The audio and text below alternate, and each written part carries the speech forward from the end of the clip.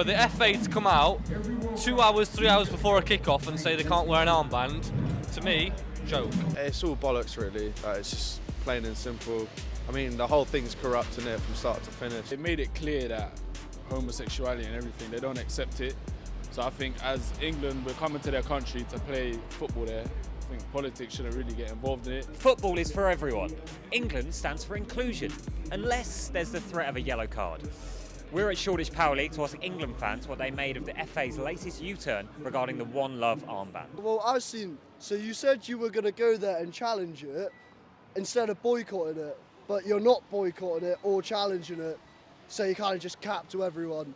But also I've seen apparently you're going to get a yellow card if you wear the armband. So if Kane wears the armband 3 games, you can't play a game because you've got 3 yellow cards. So I can see why they might have had to do it as well, because 3 yellow cards and Harry Kane's missing a game. Yeah.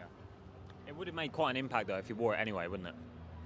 I think if a lot more teams did it, not just 1 or 2 teams did it, if a lot more teams actually took the step and done the armband, I think it would make more of an impact. It seems a bit hypocritical, like I don't understand why it's not allowed, I guess because of like Qatar's were obviously quite like against like homosexuality, but then I think if we had the balls and if we weren't just kind of like virtue signalling, he should just wear it anyway and get a yellow card. But then also we need Harry Kane for the tournament, so it's tricky. We do. It would make a much bigger statement if he were to wear it in spite. And I think if all the other nations did the same, then it would set a precedent. There's nothing wrong with the point of view that Qatar's coming from. It is at the end of the day their nation. So we can't really do anything about it. Whether they were coming down to the UK, they'd have to abide with our laws. Yeah. But we're now in Qatar, so we can't really say anything because we don't run the place. So you're all right with their law that criminalises homosexuality? We don't agree with that, but I'm saying we can't really do anything about it. Right. Well, we could wear that armband, couldn't we?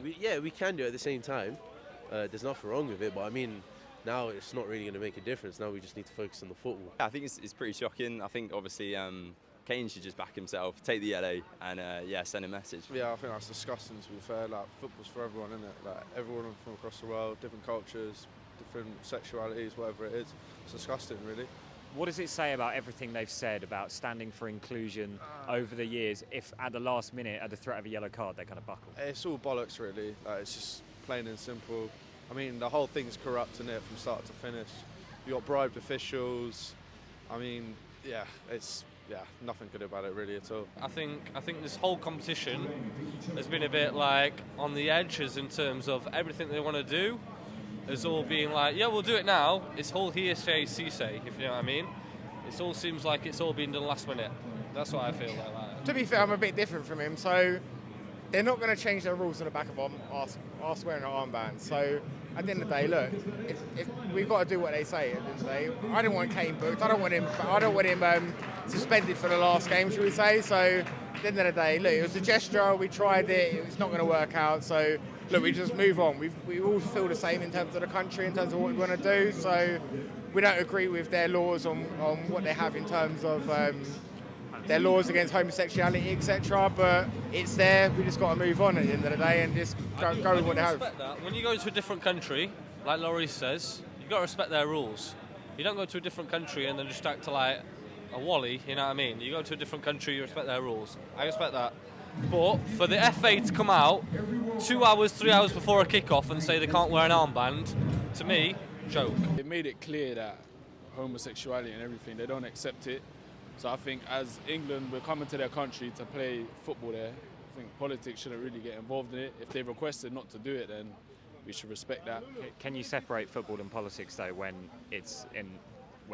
the World Cup is being held in Qatar, a country who criminalises homosexuality, loads of migrant workers have died building stadiums? It's inherently political, isn't it? I think the issue with that is that all should have been sorted out way before Qatar was chosen. If you know that Qatar in the sort of raffle for the World Cup, then you should take into account the rules of their country and what they're going to bring to it. So that all should have been sorted out before the World Cup's happened. Obviously they haven't. Now the World Cup started, so I think anything that happens now, unfortunately, there's nothing that you can really do about it. Can you understand why a lot of fans are quite disappointed, though, given that England, Southgate, Kane, the FA have spent quite a lot of time saying about how much they stand for inclusion and like committing to wearing this armband as a sign of solidarity, and then at the last minute just deciding not to? you understand why people are annoyed about that? I can understand that, obviously, because they've obviously stuck to it, saying they're going to do it, and then now they've taken repercussions to say if they wear the armband, they're going to get booked. I mean, I can understand why people would be disappointed about that, but then again, like, the World Cup started now. I don't really see what anybody can do about it, unfortunately. It's kind of like you're not going to wear it because you're playing in their competition. You know, I feel like it's an easy way for them to bottle it, but they must be getting quite a lot of pressure from a lot of people behind the scenes that they just can't. It's not worth it for them, or they just don't want to be part of it. Do you think it's fair to put that pressure on the players to be protesters almost? Like, I think like we've seen in the last few years, like football's used for like so many different things and more than just football. So it's a great way to like get a message across, and it's kind of like in the DNA now of football. It holds a message, a very powerful message. So I don't think it's bad. I think it's maybe the pressure that we put on players if they choose not to do something or they choose to do it needs to be like reviewed a bit. it's not really a protest if you have to ask for permission, is it? No, not really. I mean, it's the same with kind of like all the pundits as well. Like, they're all saying all of this, but then they're also getting the money from it. So it's kind of hard to take them seriously. Any pundits in particular? I know who you mean. Not really. I mean, like Gary Lineker, Gary Neville, all those types. I mean, I respect them and what they have to say, and obviously they say they're going over there to raise awareness, but like we already know about it, so I don't understand what their quest is for virtue. Yeah, it shows weakness at the end of the day. So we've bowed down to them. We said we're going to wear it as a statement. They've turned around and said no, and then that's it. We've bowed down to it. Because a protest isn't really a protest if you have to ask for permission, is it? Exactly. No, exactly. I totally agree with that, to be fair, yeah. Where are the protesters? Where are they? They're not out there, they're over here. So at the end of the day, out there will make a Their movement. voice is not going to be heard over there. And a lot of people have said that it's actually not. It can be rather unhelpful for like Western European people to go over there and protest in a way that they think is, you know, would go down well here, but maybe it might actually make the situation for LGBT people worse over there because Exactly. No, I totally agree with that. So obviously, if us trying to impose ourselves on them and trying to say, right, this is how we're going to do it, it's the country's laws. You can't. We're over there.